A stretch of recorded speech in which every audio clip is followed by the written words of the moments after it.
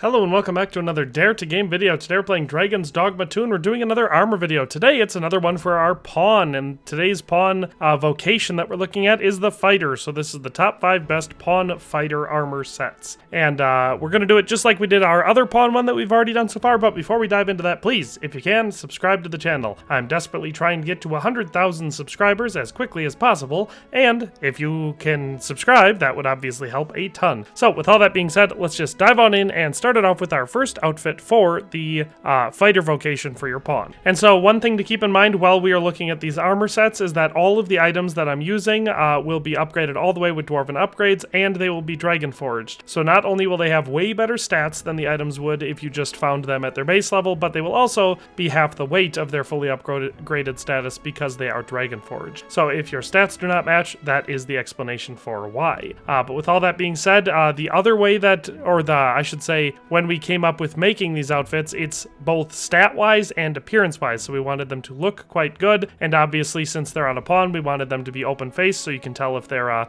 getting the dragon plague, but outside of that, it's mostly just appearances. We wanted the outfits to look good. So let's start it off with our fifth one here, the Charming Champion, and this one is made up of the Farseer's Circlet, a golden circlet focusing the mind's eye upon the polished jewel over the brow, inhibits tremors in the wearer's magics. The Charming Corset, a garment of thin cloth that hugs the wearer's frame, drawing tightly over the waist and hips to flattering effect. No pants for this one because the Charming Corset does not allow for leg armor. And the Champion's Mantle, a mantle that exudes self-assured majesty, makes any triumph seem a foregone conclusion. And so for this outfit, we have stats of 3.3 kilograms for the weight, 451 for the defense, 439 for the magic defense, and 267 for knockdown resistance. So stat-wise, obviously excellent, as anybody that knows anything about the Charming Corset knows that it's one of the absolute best pieces of armor in the game, and that is the one and only reason anybody would ever put it on their pawn or on themselves. It is just about those incredible stats and how it's really an asset to you or your pawn in the game. So that's the only reason. That being said, appearances for this outfit are quite nice. Obviously, I think it's a very practical outfit for a fighter. I think it would allow for a lot of mobility while still offering an appropriate level of protection for what you're going for. And I think it's an all-weather outfit. I think there's just a lot of things going for it from a roleplay perspective. It's very light, so you don't have to worry about being encumbered. Definitely nothing getting in the way of anything. And like I said, just really fits with the appropriate vibe that you're going for a pawn in the Fighter Vocation. So that is the Charming Champion, our first outfit. Let's move on to our second outfit for your pawn in the Fighter Vocation. All right, and our second outfit is the Halfplate Sentinel, which you can see before you here. This one is made of the Gnostic wings, a bejeweled circlet fitted with wing-shaped adornments intended to evoke soaring wisdom. It offers guidance to the wearer in moments of dire need. The half-plate armor forged to protect the wearer's vitals without adding undue heft, in the belief that increased mobility counts for more than a wall of steel. The Executioner's Greaves, leg armor wrought from layered plates of steel, designed to ensure stable footing even when the wearer is carrying a heavy load. And the Sentinel's Shoulder Cape, an embroidered cape that will look dashing on the shoulder of any blade wielder. And so this outfit, for stats on this one, we have a total weight of 4.53 kilograms, a defense of 339, magic defense of 218, and knockdown resistance of 215. So stats are pretty dang good across the board. Obviously not as good as the last one we looked at, but still fairly good and better than a lot of the armor sets that you could possibly wear. As far as appearances go, this one looks pretty awesome in my opinion. I really like the way this one comes together. I think that the Executioner's Greaves, being some of the best stat-wise items in the game, go really well with the half-plate armor. I think they look like they fit together, and I think that they offer, again, a very robust and appropriate-looking outfit for your pawn. And then, of course, like I said, we want to keep the face open, so the Gnostic wings are some of the best stat item that we can do that for the fighter class for the head armor slot. So you could obviously get a helmet that provides a lot more protection, but then you wouldn't be able to see if your pawn was getting Dragon Plague. So that's why I went with the Gnostic wings. And outside of that, I just think it looks really, really good. So that is the Halfplate Sentinel, our second outfit. Let's move on to our third one. All right, our third outfit for for the fighter pawn vocation, or pawn fighter vocation, I don't know how I should be saying that each time, is the Shield Maiden. This one is made up of the Twilight Star, a simple metal circlet adorned with a small jewel over the brow that resembles a faintly twinkling star. The Brunhilde's Embrace, armor blessed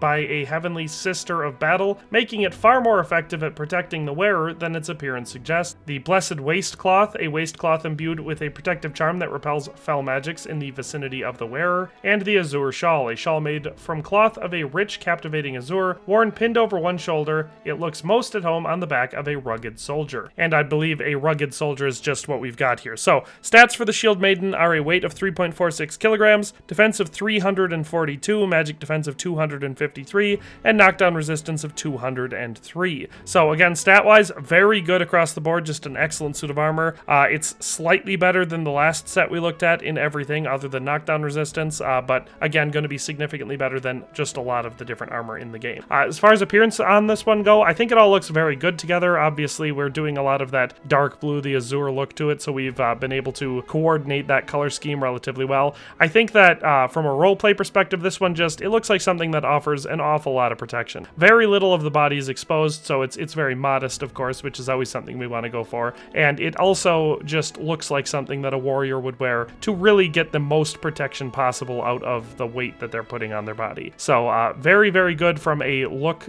perspective. The aesthetics of it, I think, match very, very well with that philosophy of protection, you know, that form over fashion. And I think that really works here with the Shield Maiden. So that is our third outfit for the fighter pawn. Let's move on to our fourth one. So at our fourth outfit, we have probably my favorite out of all of them. Hard to say because they all look so good, but I really like this one, the Warrior Princess. This one is made up of the Laurel Circlet. A circlet of metal leaves improves the wearer's powers of concentration. The Gauntleted Petticoat, light armor that is at once elegant and intimidating, favors wearers who are lithe and nimble in form. The Scarlet over-knee boots, leather leg armor dyed a bloody scarlet. The tightness of the fit is uncomfortable at first, but most wearers come to swear by it. And the Feathered Shawl, a shawl fringed with impressive feathers, worn artfully draped over one shoulder. It has a tendency to correct the conduct and posture of the wearer. So that is the Warrior Princess. Stats on this one are a weight of 4.09 kilograms, defense of 285, magic defense of 280,